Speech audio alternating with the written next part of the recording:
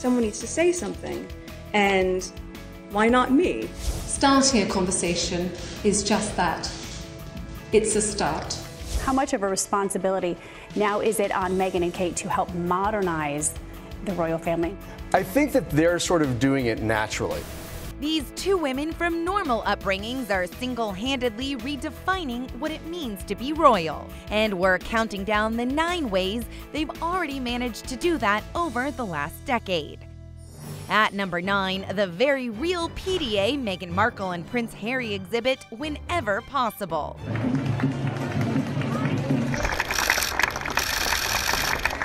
Sure, they're still newlyweds, only having tied the knot in a fairy tale wedding less than 2 years ago, but the Sussexes show their love in a totally unprecedented way.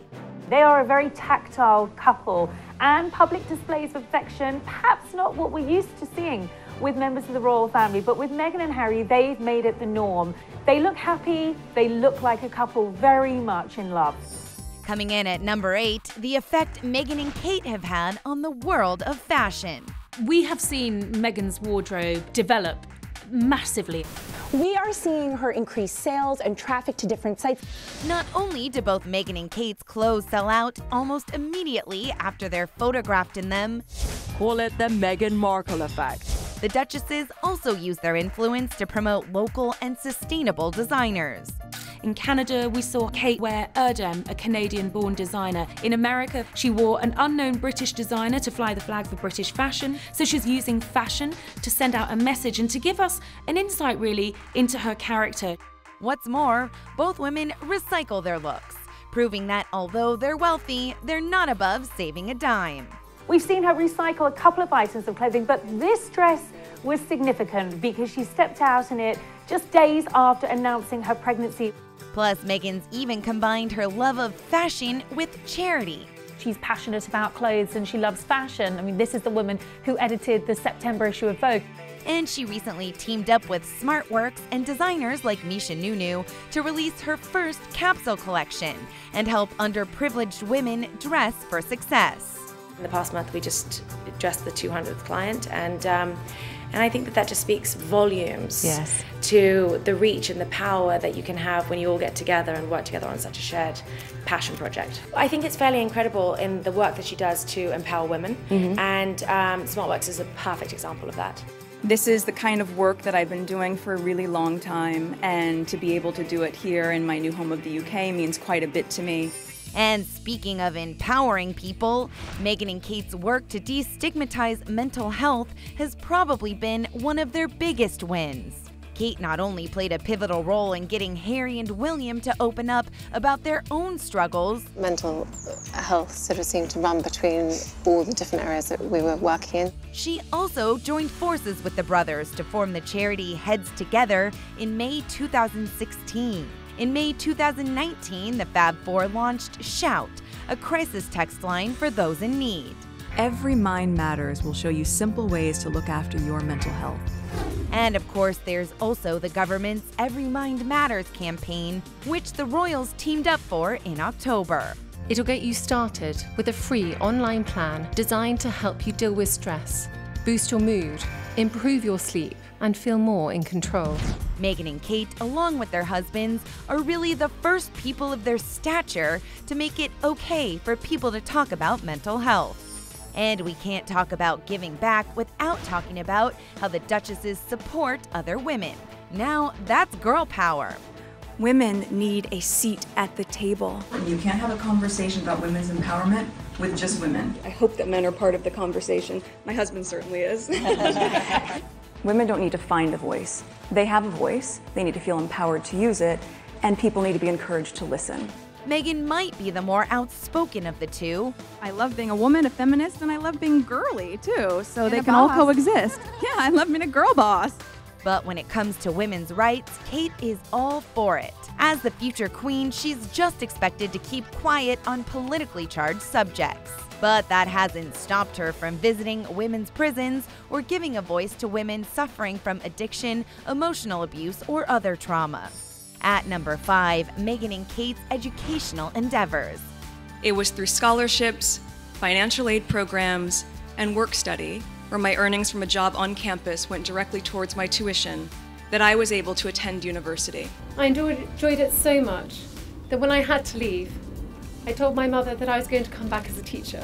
That's right, both the Duchess of Cambridge and the Duchess of Sussex are the first royal women to have a college degree and to have their own careers before marrying into the royal family.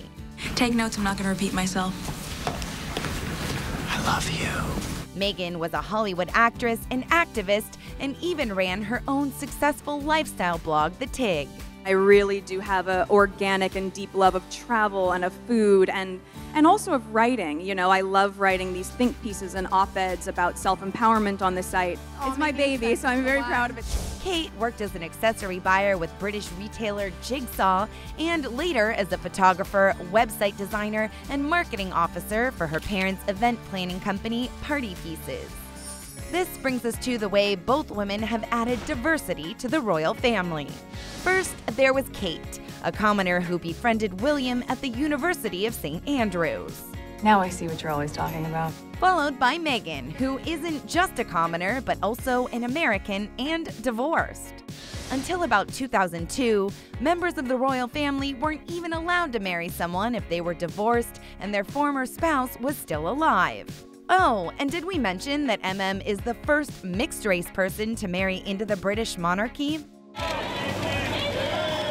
Plus, she's introduced all kinds of American traditions, like having a baby shower and giving a speech at her wedding. The first person to get up and speak was Meghan, and this was a real breach of tradition. Usually, the bride doesn't talk. The 38-year-old even refused to do the traditional postpartum photo call on the hospital steps after Archie was born. It's magic. It's pretty amazing, and I mean, I have the two best guys in the world, so I'm really happy.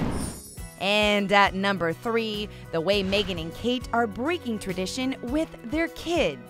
You marry into the royal family, but that doesn't mean you can't have a regular family with cute children. For starters, Kate's daughter Charlotte literally made history, becoming the first female member in Britain's royal family to maintain her place in the throne's line of succession following the birth of a male heir. In this case, it was her little brother Louis.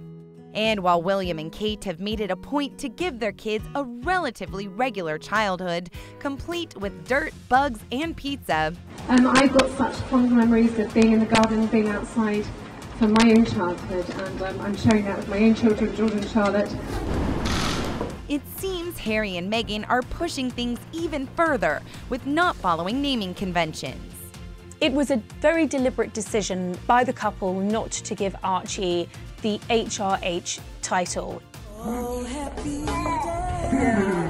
I think the couple are determined for Archie to have as normal a life as possible. At number 2, the Duchess of Sussex and the Duchess of Cambridge's tabloid takedown. At the end of this year, when I've completed my diary of official engagements, I will be reducing the extent of the public life I've led so far. Princess Diana sadly fell victim to the press, and Meghan and Kate are no exception, but they're not letting it ruin their lives. Kate Middleton, Prince William's girlfriend, celebrates a birthday today. And in the tradition of Britain's tabloid press, they've given her a not-so-nice nickname. Remember when Middleton was dubbed Waity Katie before William popped the question? Well, Kate got the last laugh on that one. She'll be queen one day. And as for Meghan, the British media has been ruthless. Not many people have asked if I'm okay, but it's a very real thing to be going through behind the scenes. But she's not letting that stop her. In October, she and Harry announced that they're suing the Mail on Sunday. And rounding out at number 1, the way Meghan is determined to live life her own way.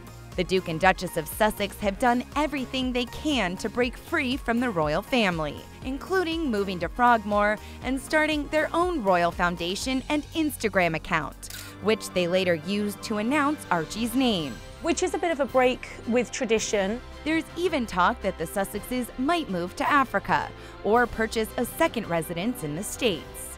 The royal couple is bound and determined to modernize the royal family and to do things their own way. We're a fantastic team, we know we are.